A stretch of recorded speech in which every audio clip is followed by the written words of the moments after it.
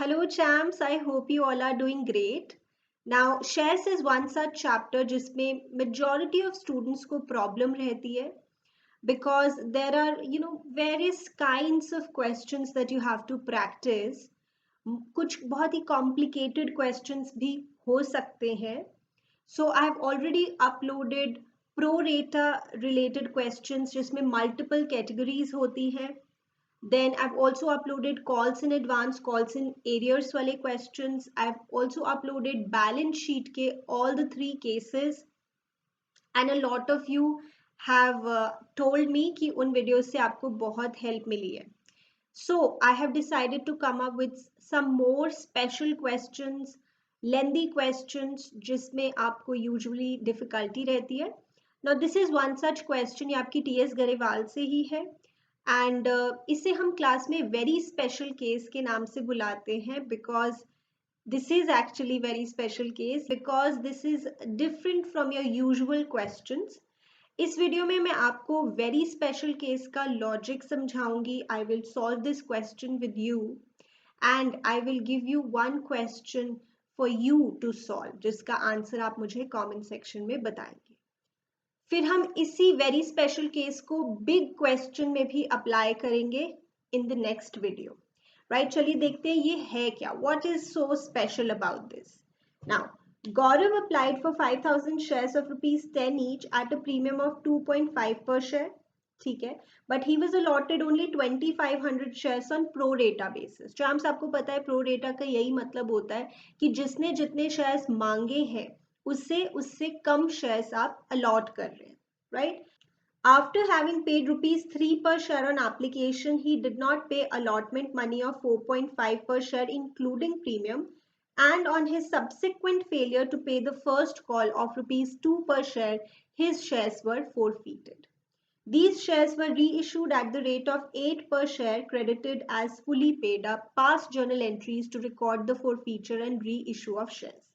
सो champs इसमें आपको 3 entries ही पास करनी है, फॉरफीचर, री इशू और ट्रांसफर टू कैपिटल रिजर्व वाली एंट्रीज. राइट, तो अभी यहाँ पे हो क्या रहा है.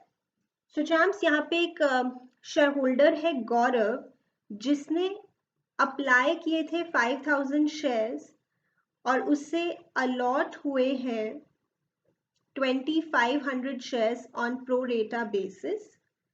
ठीक है, अब देखिए आपको इसके लिए वर्किंग करनी पड़ती है बिकॉज आपको फॉर फीचर की एंट्री पास करनी है. तो वर्किंग करके आप डिफॉल्ट कैलकुलेट करते हो कि शेयर होल्डर ने एक्चुअली कितने रुपए का डिफॉल्ट किया है ना. जितने शेयर्स इसने अप्लाई किए थे उसके हिसाब से इसने एप्लीकेशन मनी दी होगी. Right, make sense. जितने शेयर्स इसने मांगे उसके हिसाब से इसने एप्लीकेशन मनी दी होगी पर share and the application money is ₹3.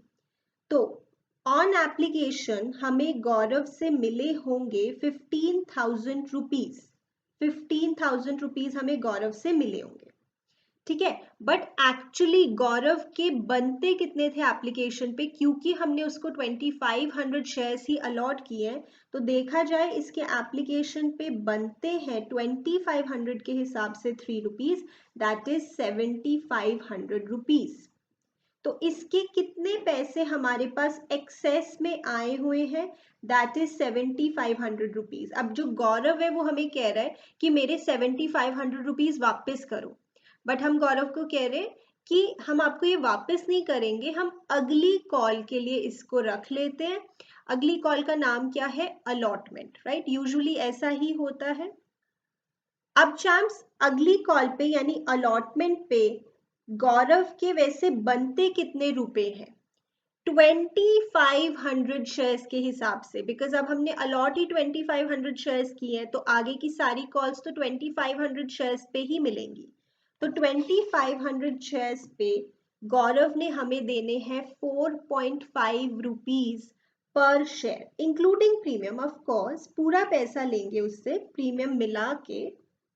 So that is 11,250. ठीक है, और गौरव ने आपको पहले ही अलॉटमेंट के नाम के कुछ दिए हुए हैं, दैट इज 7500 रुपीज. तो जब गौरव ने आपको अलॉटमेंट नहीं दी तो एज अ कंपनी आप जो दुख मनाओगे कि इतने रुपए शेयर होल्डर ने नहीं दिए, that will be for 3,750 rupees. ये डिफॉल्ट है, ठीक है। अब आप कहोगे इसमें वेरी स्पेशल केस क्या है? दिस इज नॉर्मल, ऐसा ही हम करते हैं प्रो रेटा वाले क्वेश्चंस में, फॉर फीचर जिसमें हो रहा होता है, राइट? बिल्कुल सही है, अभी तक कुछ भी अनयूजुअल नहीं था। तो आई रिपीट, क्विकली रिपीट, यहाँ तक हमने क्या किया। एप्लीकेशन पे हमें 3 रुपीज मिले हैं, जितने शेयर्स गौरव ने अप्लाई किए थे उसके हिसाब से, बट उसके बनते 2500 के हिसाब से 3 रुपीज थे, तो उसने आपको एक्स्ट्रा पैसे दिए हुए हैं 7500 रुपीज।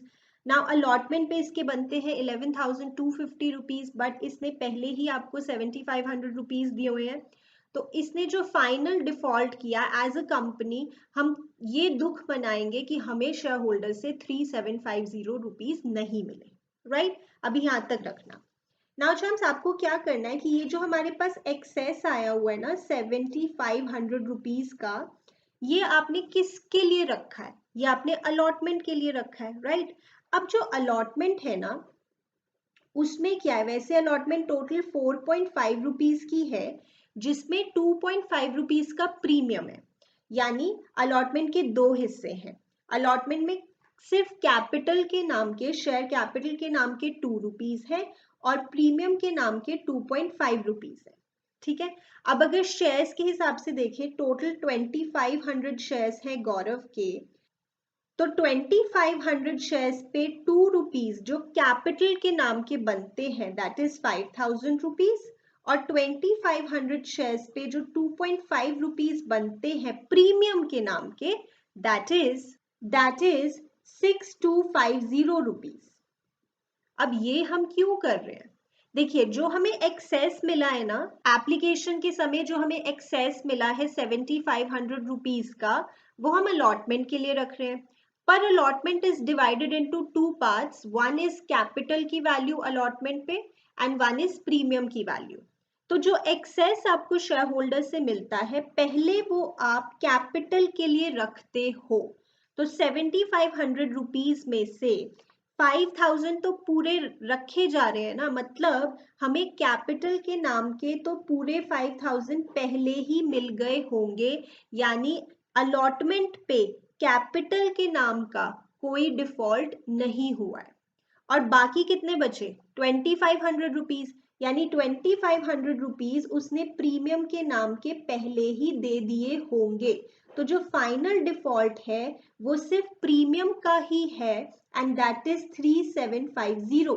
चैम्प्स फिर से सुनेंगे।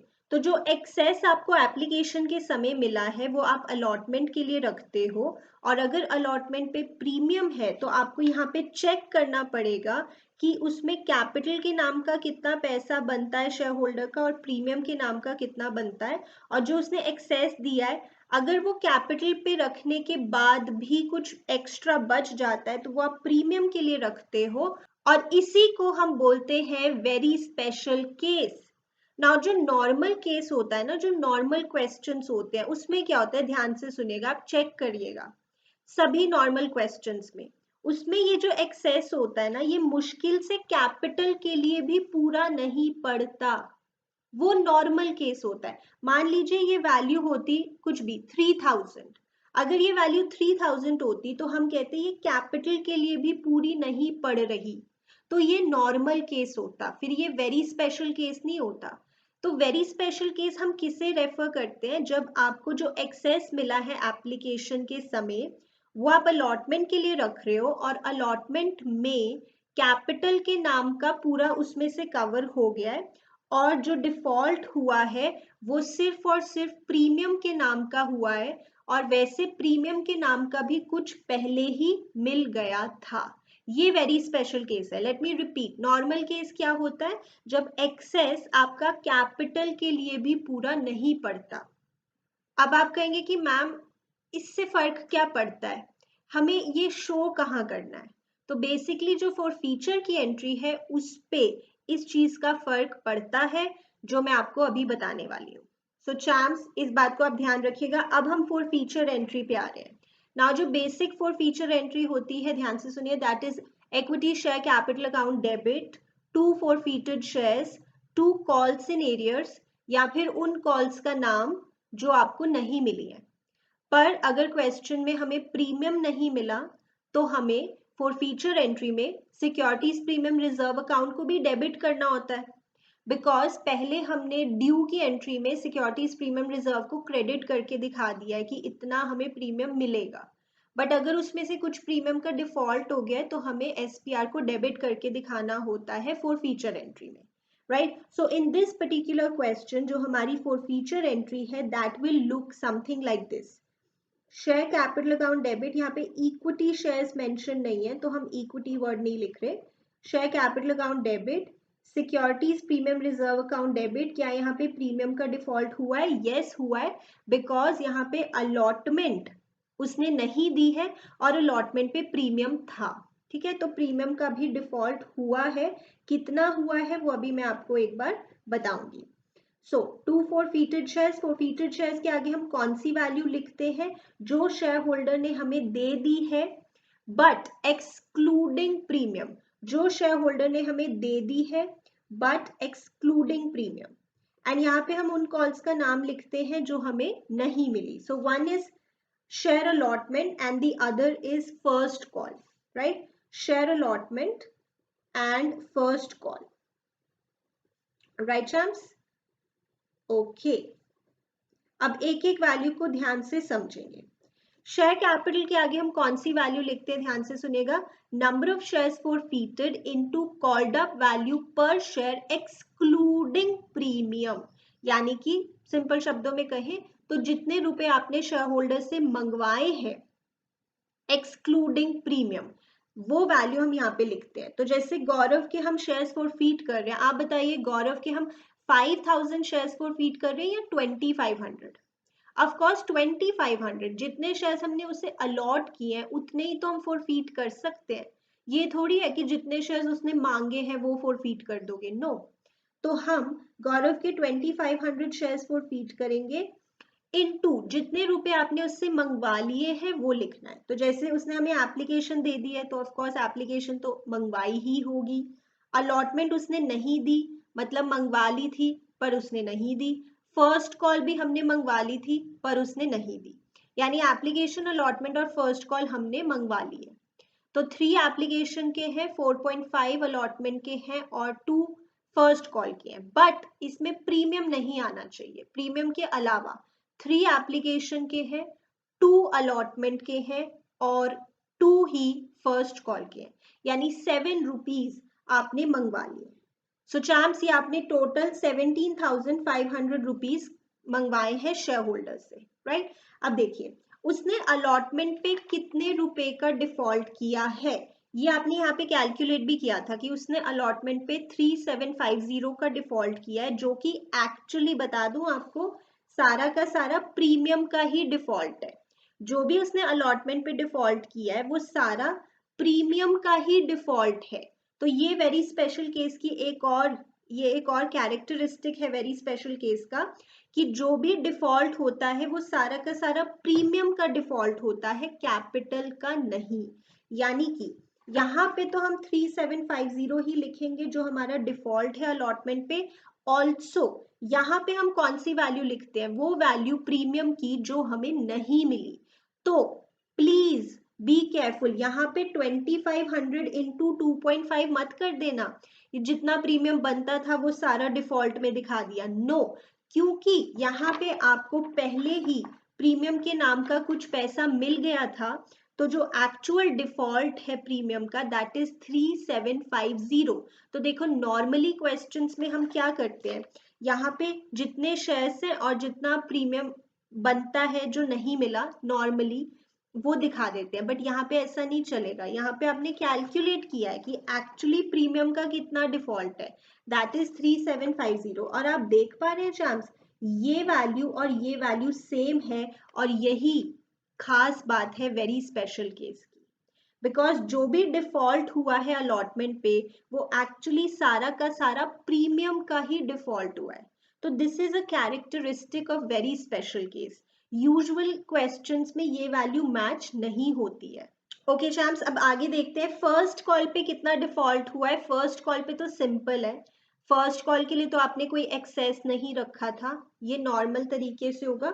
2 रुपीज का डिफॉल्ट है 2500 शेयर्स पे, 5000 हो गया।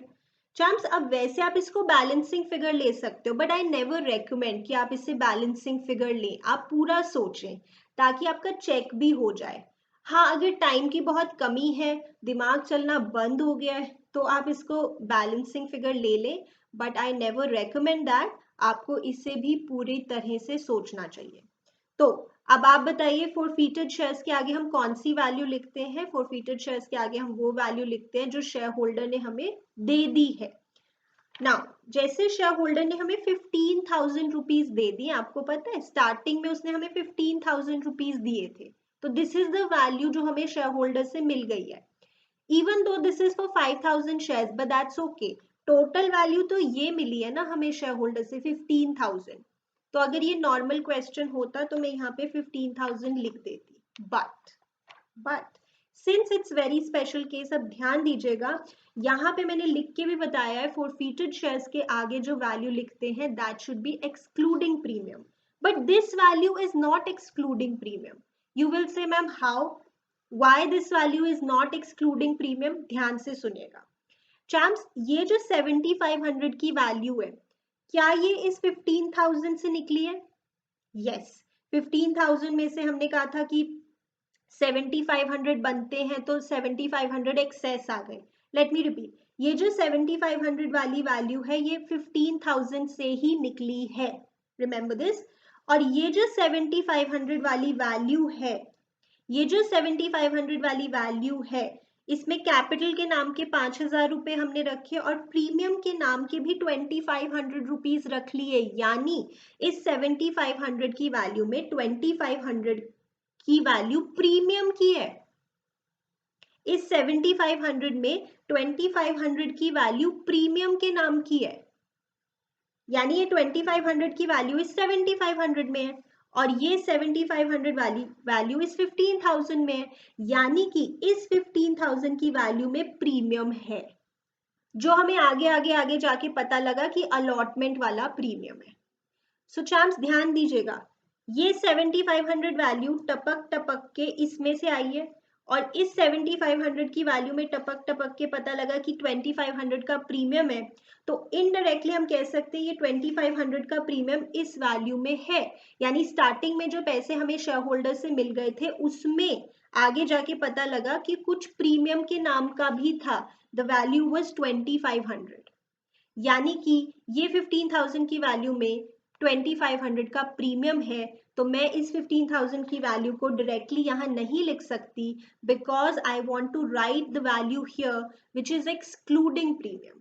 ठीक है, तो यहाँ पे 15,000 वैसे उसने हमें स्टार्टिंग में दे दिए थे, बट उसमें हमें पता लगा टपक टपक के क्या निकला, premium, which we do not want to show in front of forfeited shares वाली वैल्यू। सो दिस इज 12,500, ये हमने पूरा सोच के कैलकुलेट किया। अब आप इस एंट्री को एक बार टैली करके देख लो, क्या ये एंट्री मैच हो रही है? ओके चैम्प्स, अब हम री इशू की एंट्री पास कर देते हैं। री इशू की एंट्री कोई मुश्किल एंट्री नहीं होती, bank account debit to share capital, और अगर डेबिट साइड पे आपकी बैलेंसिंग फिगर आती है तो that is forfeited shares account debit, और अगर क्रेडिट साइड पे आती है तो to securities premium reserve account. इसका भी पूरा लॉजिक है। यहाँ पे these shares were issued at ₹8 पर share, fully paid up। fully paid up मैंने one of the videos में भी बताया था, fully paid up का मतलब होता है full face value, यानी कि आपको ऐसे मानना है कि ये शेयर की जो वर्थ है वो 10 रुपीज है, वर्थ जो इसकी है वो 10 रुपीज है, बट आगे हमने 8 रुपीज का दिया है। How many shares? All the shares which have been forfeited, right? So those are 2,500 shares. Bank account debit, आगे हमने कितने का दिया है? 2,500 इंटू 8।